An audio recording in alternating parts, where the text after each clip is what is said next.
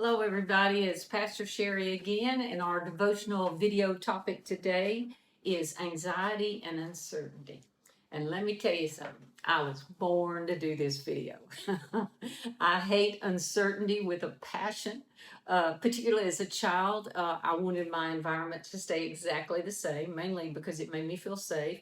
As an adult, I controlled my environment by trying to be prepared for any possible thing that might be coming down the road. So I like a plan A and a plan B and a plan C and a plan D and sometimes E and F. I was chronically anxious as a child and as a teenager, and I have struggled with it a lot of my adult life, although I've gotten much, much better about it. So I do feel somewhat qualified to speak to you as pastor to a person, pastor to a friend. The first thing, let's tackle uncertainty. If you are not feeling uncertain in the middle of a world pandemic, I would really be concerned about you. I really would. I mean, come on. Have we ever lived through anything like this before? Everything is so uncertain. We don't know what tomorrow's bringing, or next week, or next month.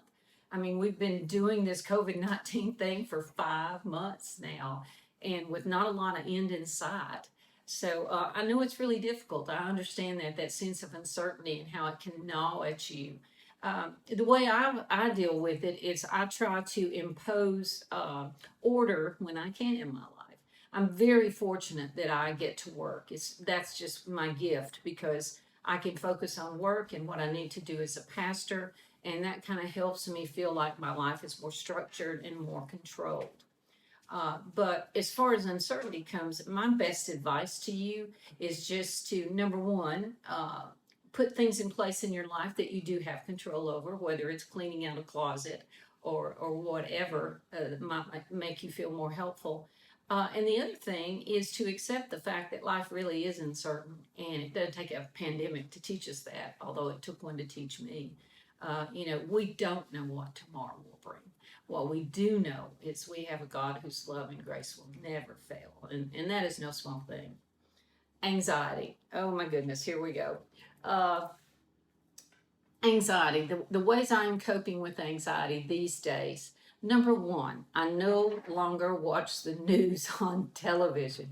It just gets me so anxious and so agitated. I read all my news online now, and for some reason that just kind of helps me step away from it, and I find it very helpful.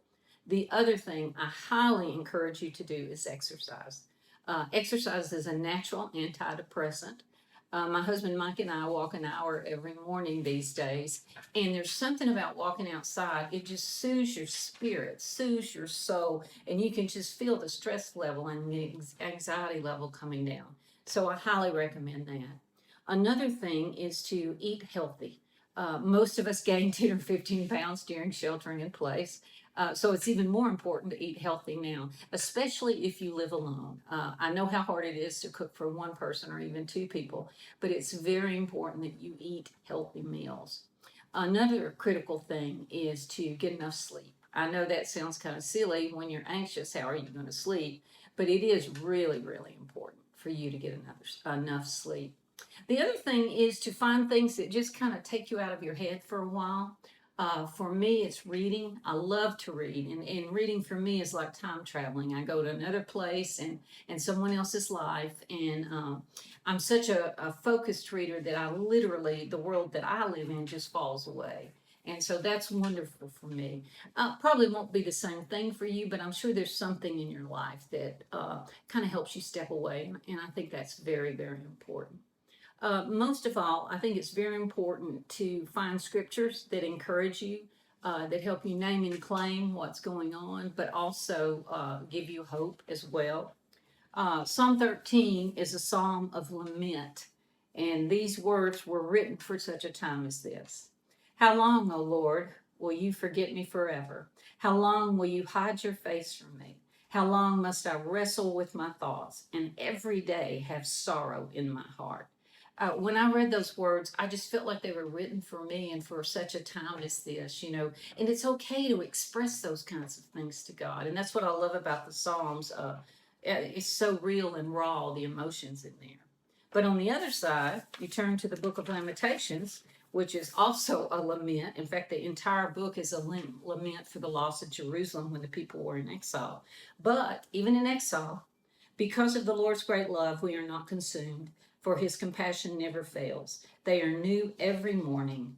Great is thy faithfulness. And that's just critically important for me to remember that and to know that and to trust in it and to claim it for myself every day. And I hope you will find scriptures that speak to your heart in such a way. Last but not least, sometimes anxiety can just overwhelm us. And if you feel like it's getting out of control, taking over your life, I strongly urge you to go to a physician that you trust and talk to him and her about these anxious thoughts, this uncertainty, and ask for some medication that will help you. Now, most of the time, it's very short term, just to get you over the hump.